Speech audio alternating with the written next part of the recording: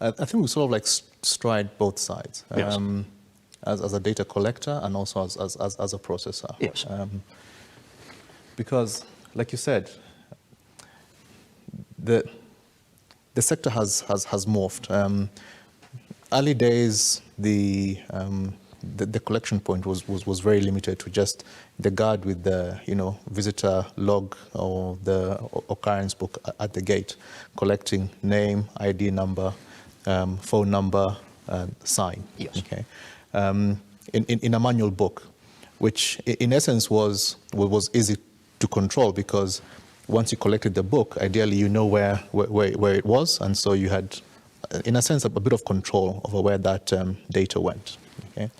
CCTV is also, well, back then also, because it was closed and limited to just the particular location that it was recorded, there was control over that as well. Okay. But now, where technology has gone, okay, we talk about Internet of Things, we talk about big data, we talk about the cloud. So today, a lot of, for example, the CCTV recording doesn't happen on site. It's happening on the cloud. So we moved away from having physical control of the hard drive or the VHS cassette that used to be there in the 90s, okay, to now data just sitting on a cloud. And who has access to that data? I think the controls around that have to be a lot more stringent. The data has to be encrypted to try and, reduce as much as possible the chances of an external party, an unwanted party, an unauthorized party gaining access to that data, because then you don't know what they're going to do with it. And in our line, we end up having to collect a lot of data, because the one thing about offering security is that our clients want to know who came and who went, or what are the ongoings around the business establishment or their home. So invariably we're having to collect data, and I think even as SGA we have begun the process of also trying to get with the Data Protection Act compliant, because even for within our space there's a lot of question marks. We're still trying to find our footing in terms of who owns the data. So when our guard is logging the visitors coming through, okay, is that our data or is that the customer's data?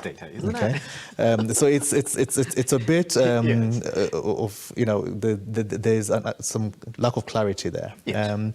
When you walk into into a bank branch, okay, and your face is captured going in to transact, okay, the security solution might be mine in terms of I installed the CCTV system. I'm the one who does the maintenance. I probably even I'm on a subscription model with the bank. Yes. Okay?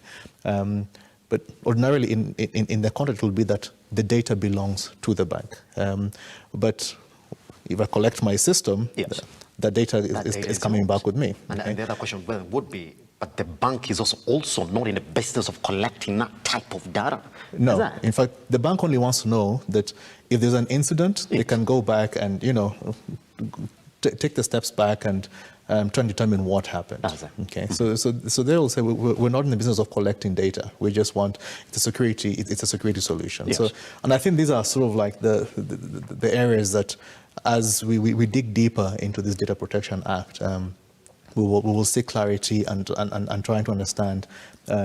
Or just unmuddy the waters, as it were. Yeah. Pretty much. Yeah. All right, let's move into a business that is listening to you. Now, I just want you to touch on it quickly before we also move into personal security as well, homes and estates. Yeah. Come on, there's a business listening to you today. They're saying, wow, I think I need up-to-date 2023 security. How do you work with those businesses? How does your risk assessment go?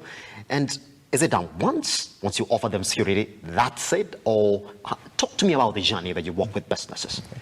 No, so the security system you put in Athlete, it's dynamic because, I mean, the environment around you changes almost every day or regularly. So it's not a one-time thing. But normally what will happen is if you've set up your business or in the process of setting up your business, or you had an incident and you're feeling, okay, I seem to be somewhat exposed. What will normally happen is we will come in and just have a conversation with you, try to understand what is your business, how do you run it, okay? What are these risks that you perceive? Because only as an individual, you know your business best, okay? You know where, even in terms of your own processes, you feel there might be lapses. I may not be able to know that, okay? But maybe from asking the right questions, we'll get to the bottom of where those risks lie. Yes. Okay? So once we understand the business, then next is to see what the potential risks are, and then to craft solutions that then speak to mitigate those risks. Yes.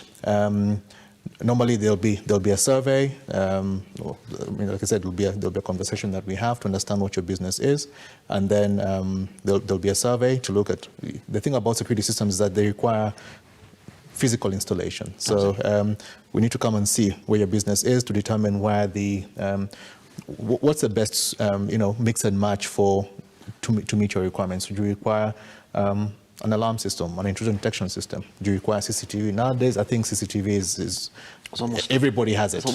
You cannot have it. You cannot have it. So where do you locate the CCTV cameras? And there's also it's not just, a one size fits all. And the one area that I know many people have actually fallen is that anybody with basic technical skills says I can install a CCTV system. Okay, so you'll walk down Luthuli Avenue, come back with a 4-camera system, and you think, yeah, this will work for my business. No, depending on, even looking at the studio here, my mind is already racing. If I was to put cameras here, which type, where would they be? Okay, because you have to take into account lighting. Where is the source of light, backlighting, and so on, because it affects the clarity of the image. Do you want a wide angle, looking at a broad area? Do you want it a narrow angle that gives you more detail? So the wider the angle it is, the less detail you have. The narrower it is, the more detail you get.